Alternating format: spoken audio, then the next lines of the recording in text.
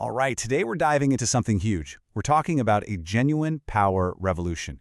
It's a fundamental shift in technology that could make the disposable, dying batteries in all our devices, well, a thing of the past. Let's get into it. I mean, it's a question we've all asked, right? Staring at our phone, our laptop, our car. Why does every single battery we own eventually just die? It feels like this unbreakable law of nature. But what if it's not? What if the very reason they fail is based on a technological choice we're just about to leave behind for good? And that question leads us right into our first section, the battery paradox. You see, we live in a world that runs on lithium-ion. It's an incredible technology, no doubt. It made the whole mobile revolution possible. But it comes with this built-in, totally unavoidable flaw. So here's the absolute heart of the issue.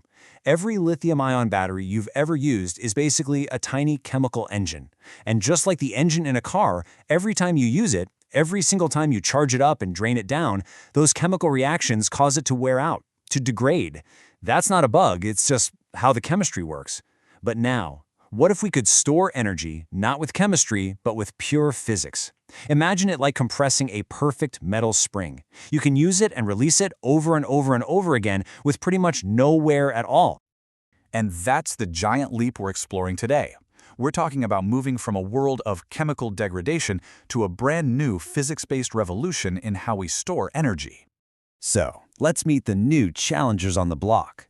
For our massive power grid, we have something called the Unipower Plasma Capacitor.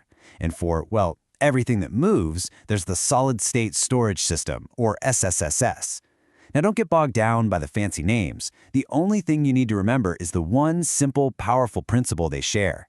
They both store energy physically, not through some chemical reaction that's literally designed to fail over time. Okay, so that all sounds great in theory, right? But what about the proof? Does it actually work? Well, let's get to the evidence. In this section, we're going to put these new systems in a head-to-head matchup against the best lithium-ion tech we have. And prepare to have your mind blown. So check this out. This is the battleground. On one side, our current champion, lithium-ion. On the other, the new physics-based challengers. And as you can pretty clearly see, across every single important metric, the new tech isn't just a little better. It's playing a completely different sport. Let's break these insane numbers down. First up, let's talk cycle life. That's just how many times you can charge and drain the system before it's basically useless. Now, a really good grid-scale lithium-ion battery might get you 12,000 cycles. That's pretty good. These new systems? 1 million. I mean, just look at that chart. It's not even a contest. This is the difference between a disposable part you have to replace every few years and permanent infrastructure that's built to last for decades. Just let that number sit there for a second. 40 times. That's the improvement in what's called gravimetric energy density. Basically, how much power you can cram into a certain amount of weight. So what does that actually mean? Well, think about it like this. If a modern EV battery that gets you 300 miles of range weighs 1,000 pounds, the new system with the exact same range would weigh just 25 pounds. This is the breakthrough that changes absolutely everything for vehicles. And here it is, the slide that basically kills range anxiety forever. We're all used to the idea that you plug in your EV and come back hours later. But these new systems, you can do a full electric recharge in about 10 minutes. For big commercial trucks and fleets, they can even be refueled with a liquid in 5 minutes. The long wait at the charging station is simply over. Now this is so important. It's easy to get fixated on the initial sticker price of something, but the real cost is the total cost of ownership over a project's life. With lithium-ion, you can see that huge slice of the pie is just replacing the batteries when they wear out. It's a massive, guaranteed expense. With the new tech, that replacement cost just vanishes. It's a tiny sliver. The initial cost is already way lower, but when you factor in not having to replace them, the savings over the long haul are, well, they're just astronomical. Okay, so we've seen the mind-blowing specs. But what does this stuff actually do in the real world? Let's start with our first huge application, completely reinventing the electrical grid that we all rely on every single day. Now, to get this next part, we need to quickly understand a key term, parasitic load. It sounds complicated, but it's super simple. It's just wasted energy. Think about those giant lithium-ion battery farms out in the desert. They spend up to 20% of their own stored energy just running massive air conditioning systems to keep themselves from overheating and catching fire. That's a huge, constant waste. So you might be wondering, What's the parasitic load for this new unipower grid system? The answer? Zero. Zilch.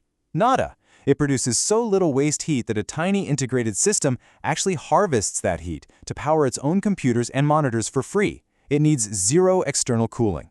This is a monster leap in efficiency. It stops wasting power and puts every last drop of it to work on the grid. So why does this matter so much right now? Well, because our modern grid is facing this massive challenge. We love renewable energy like solar and wind, right? But they're flaky. A big cloud covers a solar farm, the wind suddenly dies down, and the power output just plummets, which can make the entire grid unstable. And this is where the unipower system just shines. It's all about speed. We're talking, it can spot a problem on the grid in nanoseconds, and then it can react, injecting or pulling power in under 10 milliseconds. That is literally faster than a camera flash. This incredible speed allows it to perfectly smooth out those wild spikes and dips from solar and wind, turning them from an unstable problem into a rock-solid, reliable source of power. All right, let's switch gears. We've covered the stationary power grid. Now let's talk about everything that moves. This is where that SSS/CGT system comes in, and believe me, it's about to unlock a future of motion that we've only been able to dream about.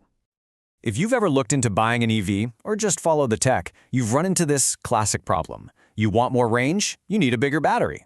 But the bigger battery is super heavy, and lugging all that extra weight around actually makes the car less efficient, which reduces your range. It's this vicious cycle that has really held back EV performance for years. The SSS system just completely shatters that old trade-off. We already saw how the 10-minute recharge kills range anxiety, but because it's 40 times lighter, it gets rid of that massive weight penalty, and that one change, by itself, boosts the vehicle's range by 25 to 30%. You combine that with the million-cycle life and the fact it works perfectly in extreme heat or cold, and you finally have a power system that's ready for the toughest commercial fleets.